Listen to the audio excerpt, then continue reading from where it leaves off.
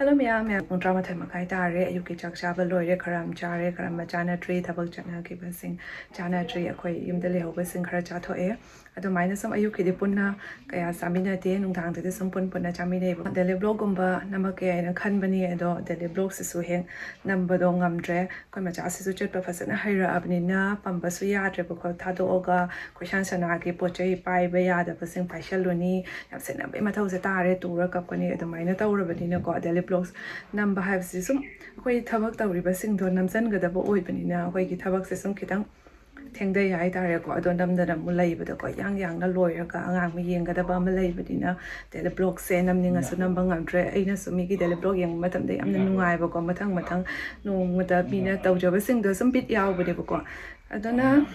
hoi sangbada din namake ba ko aduga myam Chingmeirong da Vishal su hange lan matamda kai ki budo semjalaga mu hange ngarang na hange ba ko ado koi su ngasi sangaga di nga thoge tawbani naksuna ena yam nakna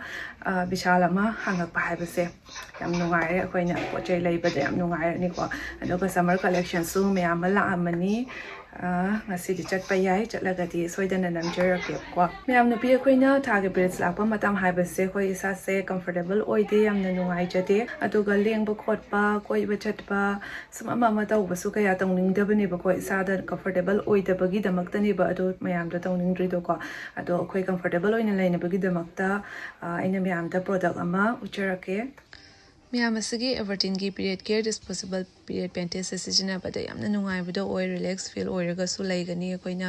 leg gumba oiragani haibagi tension su kaimta fauroi ba ko asise ultra soft oil breathable fabric so oigani asigi panties se akoina panties set bada faubo adumaina sum oiraga yamna lightweight su oi akoina set piba matamda tongthoga dak taraga su kaimta leiroi irritation gumba su oi hello yamna comfortable oigani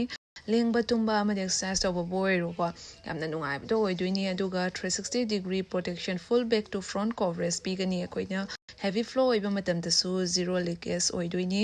odor control su tawgani asigi advanced wetness lock technology asina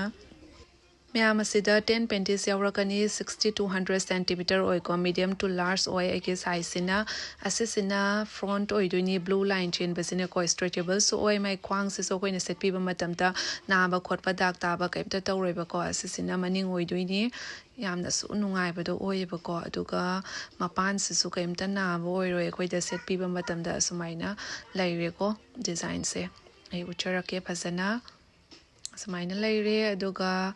aina manung rom su yenghalake ko yamna soft oibado samaina leire myam ai description da product asigi link so hapcharonge myam su changaga so idana purchase tawraga sijina biyu yamna nungai bdo oibani ko pet hapadagi asigi period panties ina hen nungai bani everteen gi period care disposable period panties ina koi gi regular pet sagi 2x faster so absorb tawgani long lasting dryness oigani aduga nungdang abadi postpartum matam da su sijina bada yamna nungai bdo oigani ba ko akoida heavy flow oiba singi su assist dry so idana tawbiyo myam asida natural nim yawi asisina koi infection gomba so loi hakachaba amde namthiba su kaimta oiroi yamna faba haragadi dermatologically tested so oi asina koi sensitive skin area gi oina su yamna safe oidoine bako aduga travel da matam da su asigi everteen gi period care disposable period panties se use obiragadi yamna nungai bdo oigani koi sijina basu laiba nungshu nungai ba aduga so besu mathau ta dabdo ado myam so order to should be yo nupi koi punna period lakpa matam ta yamna nungai na relax oina su leminarsi myam machase Vishal chakka tamamge tawba do koi ni thokpa se ubada yadre do pap senjalaga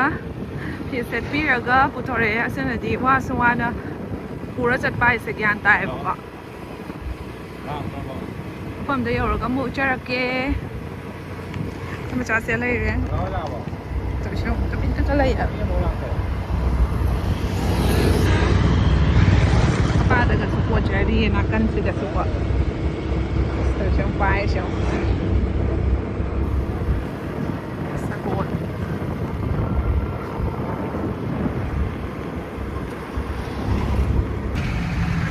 Yam yaw re nong nahagpay ni su somchang na re. Pagari kang chakre.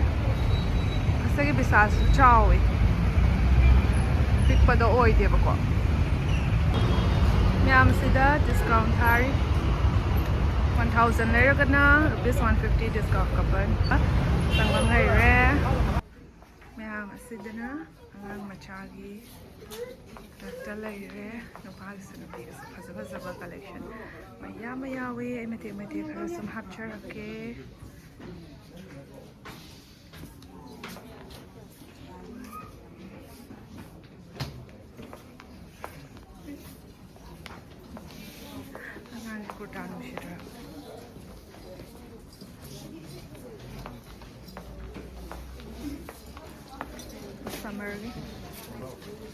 Summer da nupi majagi se sina kwaina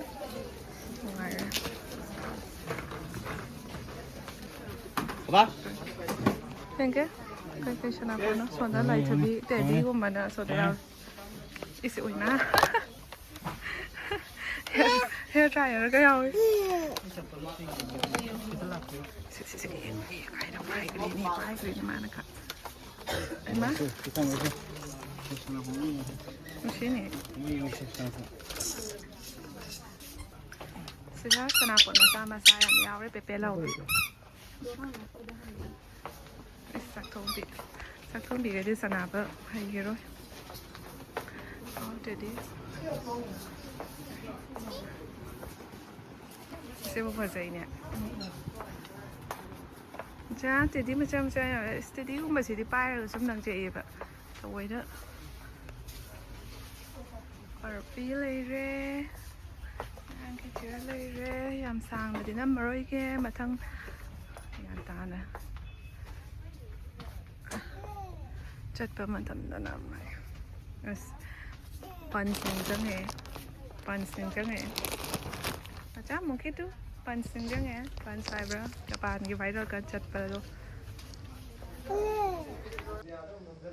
Miyam asigi pisal da jaw sem jaw ni ne project kan basu yam na nungaire aduga video di phasana na mangam jay ko macha su yawra banina pamba mi su wai aduna yam kuina lai tha basu ya da banina sasat project law ka da bakra lawraga sum halna ni na matang video da mthang na rasi